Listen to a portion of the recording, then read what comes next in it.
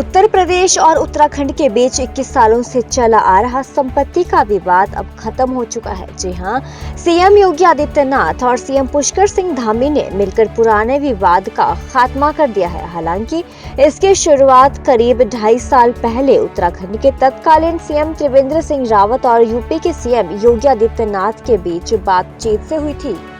आपको बता दें कि दोनों राज्यों के बीच संपत्ति बंटवारे का जो फॉर्मूला निकला है उसके मुताबिक उत्तराखंड का अलकनंदा होटल मिला है। यूपी ने अपने हिस्से में भागीरथी होटल बनाया है। इसी भागीरथी होटल का उद्घाटन करने योगी आदित्यनाथ सुबह 11:30 बजे हरिद्वार के भल्ला कॉलेज पहुंचे थे। पुष्कर सिंह धामी की मौजूदगी में होटल का उद्घाटन हुआ और इसी के साथ दोनों राज्यों में संपत्तियों के बंटवारे की औपचारिकता भी पूरी हुई। गंगा घाटी पर बना होटल भागीरथी आधुनिक सुविधाओं से लैस है। इसके कमरों में 5 स्टार होटल जैसी सुविधा दी गई है। होटल में कुल 100 कमरे हैं जो बेहद आलीशान हैं। प्रधानमंत्री मोदी जी के एक भारत श्रेष्ठ भारत की जो परिकल्पना है, आज यहाँ पर उत्तर प्रदेश और उत्तराखंड सरकार ने दशकों से चली आ रही एक समस्या का समाधान किया है। जब अलकनंदा होटल जो उत्तर प्रदेश पर्यटन विभाग का था और लाभांश में चलने वाला होटल था, आपसी सहमति से आज अलकनंदा होटल हम लोग उत्तराखंड सरकार को समर्पित कर रहे हैं और उत्तर प्रदेश पर्यटन विभाग को और उत्तर प्रदेश वासियों के लिए यहां पर भागीरथी के नाम पर एक नया पर्यटन आवास गृह उपलब्ध करवा रहे हैं। यह आपसी सहमति का एक उत्कृष्ट उदाहरण हो सकता है। हमने आपसी सहमति से इस कार्य को किया। जो मामला दशकों से चला रहा था, न्यायालय में चल रहा था, बातचीत से सारे रास्ते समाप्त हो चुके थे, फिर न्यायालय में जाना पड़ा, लेकिन एक पार्टी की एक समान विचारधारा की सरकार होने के कारण आपसी सहमति से हम लोगों ने इस समस्या का समाधान किया, जिसमें अलकनंदा होटल उत्तराखंड सरकार को जाएगा। उत्तराखंड सरकार उत्तर प्रदेश सरकार को लैंड उपलब्ध करवाएगी और उत्तर प्रदेश सरकार उस लैंड पर फिर अपने लिए एक नया पर्यटन आवास गृह वहां पर बनाएगी, जिससे पर्यटन विभाग की गतिविधियों को आगे बढ़ाने में मदद मिलेगी। दिल्ली के सीएम अरविंद केजरीवाल ने छात्रों के स्टार्टअप के लिए सहयोग करने का ऐलान किया है, तो वहीं केजरीवाल ने दिल्ली में बिजली पर मिल रही सब्सिडी को लेकर भी खास बात कही है। केजरीवाल ने कहा कि दिल्ली में अभी जो बिजली पर सब्सिडी दी जाती है उसमें बदलाव किया जाएगा। उन्होंने कहा कि 1 अक्टूबर 2022 से सब्सिडी उन्हीं लोगों को दी जाएगी जो इसकी मांग करेंगे, यानी कि अगर कोई बिजली उपभोक्ता बिजली सब्सिडी चाहता है तो उसको अभी की तरह सब्सिडी वाली मुफ्त या रियायती दर वाली बिजली मिलेगी। लेकिन अगर कोई खुद को सक्षम समझता है तो वो दिल्ली सरकार को बता सकता है कि उसको बिजली सब्सिडी नहीं चाहिए और वो सामान्य दर वाली बिजली इस्तेमाल कर सकता है। आपको सबको मेरा नमस्कार। हमारे देश की उम्मीद, हमारे देश का भविष्य हमारे युवा हैं, हमारे बच्चे हैं। हमारे युवाओं में बहुत कैपेबिलिटी है। हमारे युवा बहुत इंटेलिजेंट हैं, बहुत मेहनती हैं, लेकिन हमारे देश का शिक्षा व्यवस्था, हमारे देश की शिक्षा व्यवस्था, हमारे देश का पूरा सिस्टम, पॉलिटिक्स इस तरह की है कि हमारे देश का युवा आज दर दर की ठोकरें खा रहा है नौकरी ढूंढने के लिए, बेरोजगार घूम रहा है। दिल्ली के अंदर हमने बिजनेस का माहौल क्रिएट करने के लिए बहुत सारे कदम उठाए हैं। इस बार का तो पूरा बजट ही एक तरह से दिल्ली में बिजनेस का माहौल क्रिएट करने के लिए, नई ऊर्जा पैदा करने के लिए दिल्ली के बजट में बहुत सारे प्रावधान किए गए। कई सारे मार्केट्स को डेवलप किया जा रहा है, कई सारे दिल्ली बाजार बनाया जा रहा है, दिल्ली शॉपिंग फेस्टिवल बनाया जाएगा। उसी तरह से दिल्ली के स्कूलों के अंदर एंटरप्रेन्योरशिप क्लासेस चालू की जा रही हैं। 9वीं से 12वीं क्लास के बच्चों को बिजनेस करना सिखाया जा रहा है। उन्हें छोटा सा सीड कैपिटल दिया जाता है जिससे वो बिजनेस करते हैं। बिजनेस ब्लास्टर्स प्रोग्राम किया जा रहा है और ढेरों बच्चे जो हैं वो अलग अलग छोटे छोटे बिजनेस करना चालू कर रहे हैं।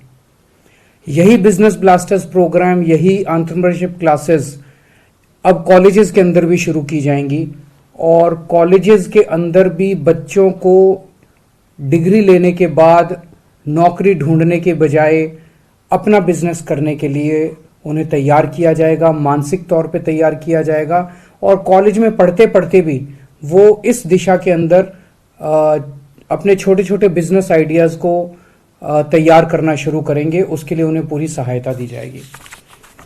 आज खुशी की बात यह है कि दिल्ली की कैबिनेट ने दिल्ली स्टार्टअप पॉलिसी पास की है। दिल्ली स्टार्टअप पॉलिसी ये जो हमने बनाई है, ये दुनिया भर की जो स्टार्टअप पॉलिसीज है उन सबको इकट्ठा करके उनके जितने भी अच्छे पॉइंट्स थे वो सारे अच्छे पॉइंट्स इसके अंदर हमने डाले हैं कि अगर दिल्ली के रहने वाले युवा दिल्ली के अंदर कोई बिजनेस चालू करना चाहते हैं तो उनको दिल्ली सरकार पूरी तरह से मदद करेगी, हैंड होल्डिंग करेगी, उनको पैसे से भी मदद करेगी और पैसे के अलावा भी कई तरह से मदद करेगी। पैसे से मदद करने में कई सारे चीजें हैं, जैसे मान लीजिए वो किराए पे कोई जगह लेते हैं तो उसका आधा किराया तक दिल्ली सरकार दे सकती है, उसको उसके किराए में मदद कर सकती है। जो वो तनख्वाहें देगा अपने एम्प्लॉयज को, उन तनख्वाहों के अंदर कुछ पोर्शन फाइनेंशियल उसकी मदद कर सकती है। वो अगर पेटेंट के लिए, ट्रेडमार्क के लिए, कॉपीराइट के लिए अप्लाई करता है तो जो उसकी फीस लगती है वो वापस कर सकते हैं। उसके जो इंटरनेट चार्जेस आते हैं उसके अंदर दिल्ली सरकार मदद कर सकती है। दिल्ली के अंदर इंक्यूबेशन सेंटर्स लगाने के लिए, फैब्रिकेशन लैब्स लगाने के लिए, ऐसे सेंटर्स जहां पे कि बच्चे जाके अपना स्टार्टअप शुरू कर सके, उनको इंक्यूबेशन सेंटर कहते हैं। ऐसे सेंटर जो लोग स्थापित करेंगे उनको तरह तरह से वित्तीय सहायता देंगे। तो वहीं हरियाणा के सीएम मनोहर लाल ने रोहतक में एक राज्य स्तरीय कार्यक्रम में सरकारी स्कूलों में पढ़ने वाले 10वीं और 12वीं के 5 लाख छात्रों को मुफ्त टैबलेट बांटे। जी हां, हरियाणा में ये देश की अपनी तरह की पहली परियोजना है। मुख्यमंत्री ने कहा कि हरियाणा अब जय जवान, जय किसान और जय विज्ञान के नारे पर आगे बढ़ेगा। शिक्षा के क्षेत्र में एक बहुत बड़ी ये क्रांति, सूचना की क्रांति, इसकी शुरुआत हो रही है। वैसे तो कोई सामान्य काम जब होता है उसको हम कहते हैं ये एक काम है, कार्य है, लेकिन जब कोई विशेष काम होता है उसको संज्ञा दी जाती है, एक विशेष कृति है, विशेष प्रकार का कार्य है। और मैं इस आज के इस सिस्टम को जो आज शुरू करने जा रहे हैं, ये कार्य और कृति में नहीं आता है, बल्कि मैं कहूंगा इस युग की एक क्रांति है। ये क्रांति है, रेवोल्यूशन है। कोई एक समय था जब हम बचपन में पढ़ते थे, स्कूल में जाने के लिए पुस्तकों के साथ एक आइटम जो और जुड़ी होती थी उसका नाम था तख्ती। हमने तख्ती पर लिखा, उसको बार बार पोंछा, फिर उस पर लिखा, पोंछा, लिखा, वही हमारे लिए एक कंप्यूटर होता था। आज उस तख्ती की जगह इस कंप्यूटर ने, टेबलेट ने ले ली है। अब इस टेबलेट पर ही हम सब अभ्यास करेंगे, मिटाएंगे, अभ्यास करेंगे, मिटाएंगे, अभ्यास करेंगे। ये पुराने समय की तख्ती, आज का कंप्यूटर। वो एक समय था जिस समय पुस्तकें ये भी प्रत्यक्ष लानी पड़ती थी। आज पुस्तकों का जो बस्ता है, उस बस्ते को लाने की जरूरत नहीं रहेगी। वो सब पुस्तकें ई बुक्स के नाते से हमारी इस टेबलेट में आ जाएंगी। डिजिटल जो एक फैक्टर है वो बढ़ना शुरू हुआ और प्रधानमंत्री जी ने इस डिजिटल युग को किस प्रकार से वर्णन किया। उन्होंने कहा कि हम खुशकिस्मत है कि ऐसे युग में हैं जहां प्रौद्योगिकी अर्थात टेक्नोलॉजी सरल और पहुंच के अंदर है। एक बार आप इसमें दिलचस्पी लें तो पूरी दुनिया के दरवाजे आपके लिए खुल जाएंगे। तो जो डिजिटलाइजेशन है, इसका भी मैं एक विशेष प्रकार से इसका विश्लेषण करता हूं। डिजिटल, जिसके अगर हिज्जे करें, उसको अलग अलग लेटर्स में लिखें, DIGITAL, डिजिटल। और इस डिजिटल का एक बार से DI इसको हटा करके शीर्ष पर रख दें ऊपर, और आखिर से जो L है इसको भी DI के साथ मिला दें। तो जो बाकी बचा वो क्या बचा? GITA। क्या बचा? क्या बचा? गीता। डिजिटल को DI इधर हटाएं, L इधर हटाएं, दोनों को मिला दें, दोनों मिलके बन गए DIL, यानी दिल। दिल में गीता, यही डिजिटल है।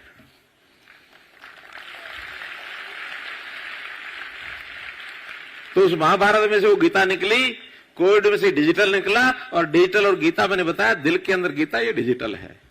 और जब मोबाइल से शिक्षा प्रारंभ हुई तो बहुत कठिनाइयां उस समय आई, जो वर्णन किया हमारे शिक्षा मंत्री जी ने भी और हमारे एसीएस एजुकेशन ने, कि बच्चों के पास, सबके पास मोबाइल थे भी नहीं, माता पिता की ऐसी स्थिति भी नहीं थी कि हर किसी को और उस प्रकार का मोबाइल वो लेकर के दें।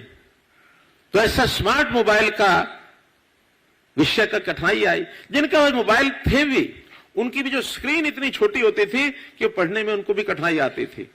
तब इसमें से विचार हुआ कि क्या हम इंटरनेट के माध्यम से, आज डिवाइस बहुत आ गई हैं, तो टेबलेट्स की व्यवस्था नहीं कर सकते। उसी में से विचार बना कि हम टेबलेट को उपयोग करके, और जैसे मैंने पहले बताया कि ई बुक्स के माध्यम से, या फुल फ्लेज क्लासरूम, अब वो स्कूल का जो क्लासरूम होता था वो कमरे के रूप में होता था, आज हमारे हाथ में ये टेबलेट आ गया, ये हमारा क्लासरूम बन गया, इसमें बच्चे जाके पढ़ेंगे।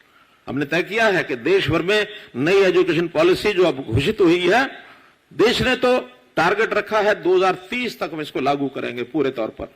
हमने हरियाणा में तय किया है कि 2030 दूर है। हम अपनी नई जो एजुकेशन पॉलिसी है, नेशनल एजुकेशन पॉलिसी, इसको 2025 तक लागू कर देंगे, 3 साल के अंदर अंदर। और जिस यूनिवर्सिटी में हम खड़े हैं, उसके अंदर एक और पैरामीटर दिया गया है कि KG to PG ये शिक्षा का संस्थान एक ही हो।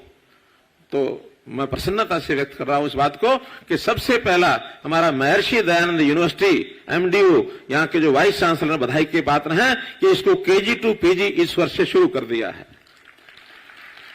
इसी प्रकार हमारे कुरुक्षेत्र यूनिवर्सिटी ने भी KG to PG 2 यूनिवर्सिटी ने एक साथ शुरू किया है।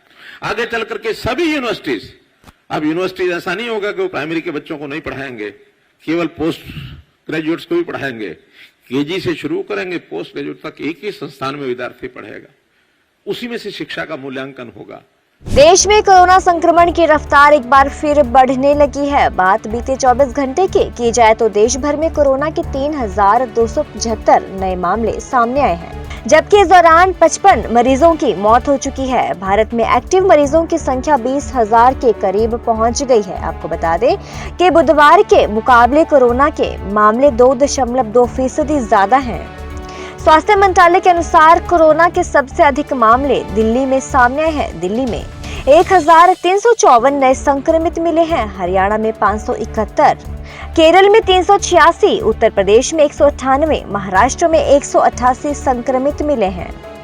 तो वहीं रिकवरी रेट की बात की जाए तो फिलहाल भारत में रिकवरी रेट 98.74% है। तो वहीं पिछले 24 घंटे में 3,010 लोग कोरोना से ठीक भी हुए हैं। इसके अलावा पिछले 24 घंटे में 3,27,000 टेस्ट किए गए हैं। इस वक्त भारत में एक्टिव मरीजों की संख्या 19,719 है। वहीं पंजाब के पटियाला में Rajiv Gandhi national university of law को 60 छात्रों के कोरोना पॉजिटिव पाए जाने के बाद एक कंटेनमेंट जोन घोषित किया गया है। संक्रमित छात्रों में हल्के लक्षण दिखे और उन्हें अलग अलग ब्लॉक में आइसोलेशन में रखा गया है। कोविड-19 संक्रमण के प्रसार को रोकने के लिए विश्वविद्यालय के अधिकारियों को 10 मई तक छात्रावास खाली करने के लिए कहा गया है। भारत में पिछले कुछ हफ्तों से दैनिक कोविड-19 मामलों में स्पाइक दिख रहा है, जिससे कई राज्यों के स्कूलों और कॉलेजों में मामले लगातार सामने आए हैं। हाल ही में उत्तराखंड के देहरादून के वेलहम गर्ल्स स्कूल के 16 छात्रों ने कोविड-19 के लिए सकारात्मक परीक्षण किया। इससे पहले दिल्ली, नोएडा, गाजियाबाद में स्कूली छात्रों के बीच मामले सामने आए थे। स्थिति को ध्यान में रखते हुए अधिकारियों ने सलाह जारी की है और माता-पिता से घबराने के लिए नहीं कहा है।